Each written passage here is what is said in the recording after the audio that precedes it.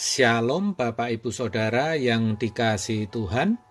Seri pengajaran hari ini Selasa 20 April 2021 berjudul Wajarkah hidup kita? Kalau ditanya wajarkah hidup kita, mungkin kebanyakan kita akan menjawab wajar. Tetapi ada juga yang mengatakan tidak wajar. Saudara mungkin berkata tetangga sebelah itu tidak wajar karena tidak pernah bergaul dengan tetangga. Itu artinya tidak wajar dari sudut sosial atau pergaulan. Ada lagi yang berkata teman saya tidak wajar karena hidupnya hanya dipakai untuk kerja, pagi, siang, malam, hari libur, kerja terus, dan tidak punya waktu buat keluarga. Jadi ukurannya adalah waktu. Kalau tidak ada waktu buat keluarga, berarti tidak wajar. Ada lagi yang mengatakan orang itu tidak wajar karena tidak bekerja tapi bisa beli ini dan beli itu dan masih banyak lagi. Jadi sebenarnya wajar atau tidak wajar itu menurut siapa dulu? Kan begitu saudara. Karena yang namanya wajar itu subjektif, relatif. Wajar menurut seseorang belum tentu wajar bagi yang lain. Lalu bagaimana dengan kita sebagai orang percaya? Apakah kita termasuk orang yang wajar? Ini pun harus dipertanyakan, wajar menurut siapa? Menurut dunia atau menurut Allah? Karena yang wajar di mata Allah tentu tidak wajar di mata dunia.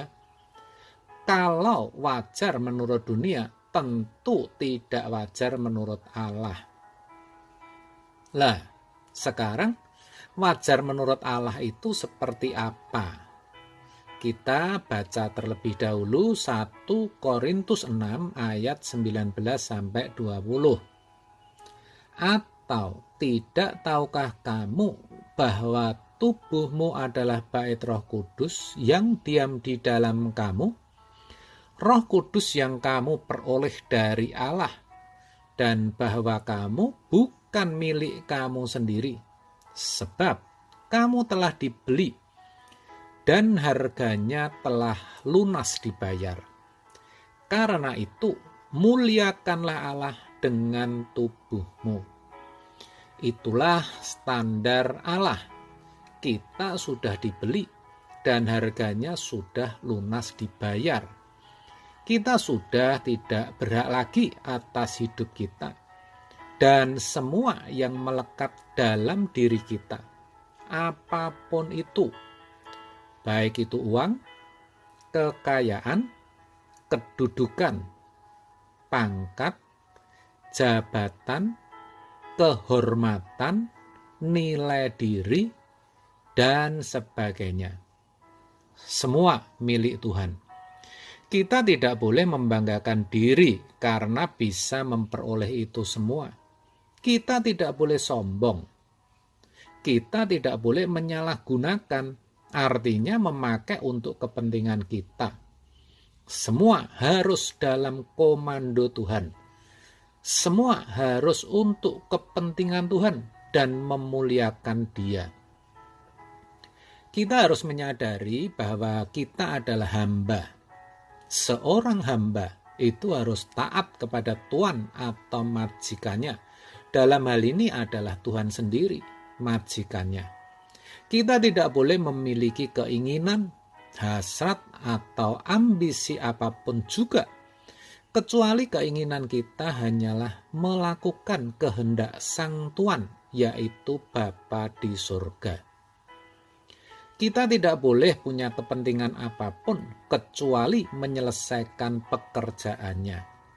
Hal itu sangat sulit, saudara, tetapi bukan berarti tidak bisa. Bisa kalau kita terus mau berjuang dengan segenap hidup kita.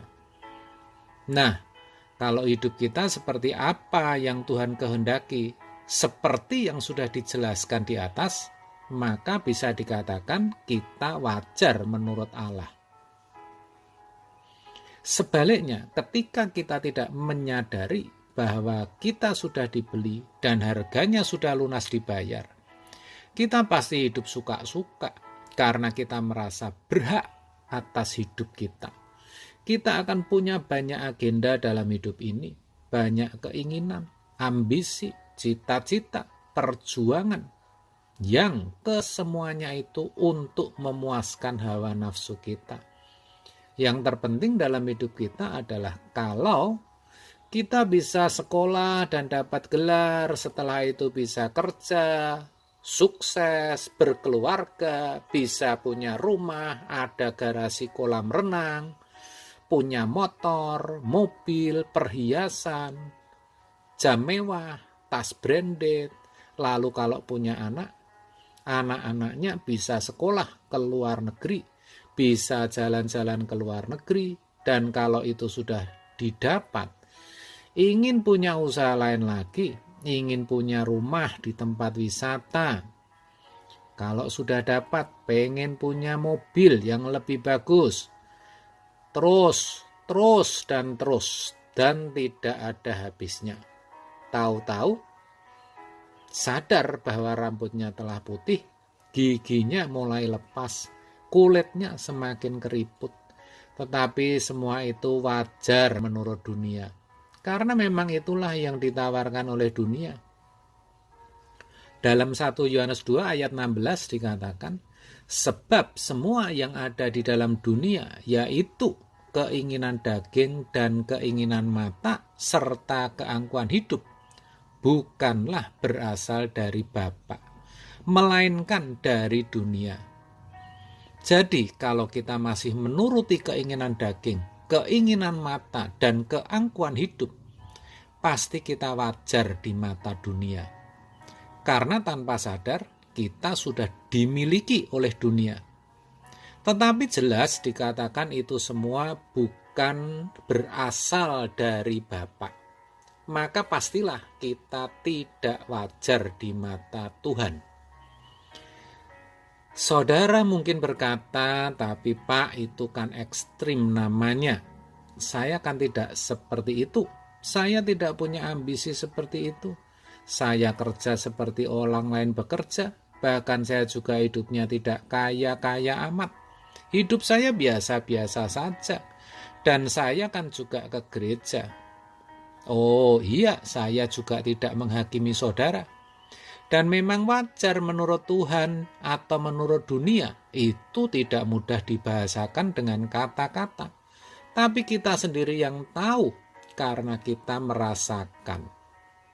Jadi intinya, kalau semua yang kita perbuat dalam hidup kita semata-mata hanya untuk kemuliaan Tuhan, untuk kepentingan Tuhan dan kerajaannya, itu baru dikatakan wajar menurut Tuhan.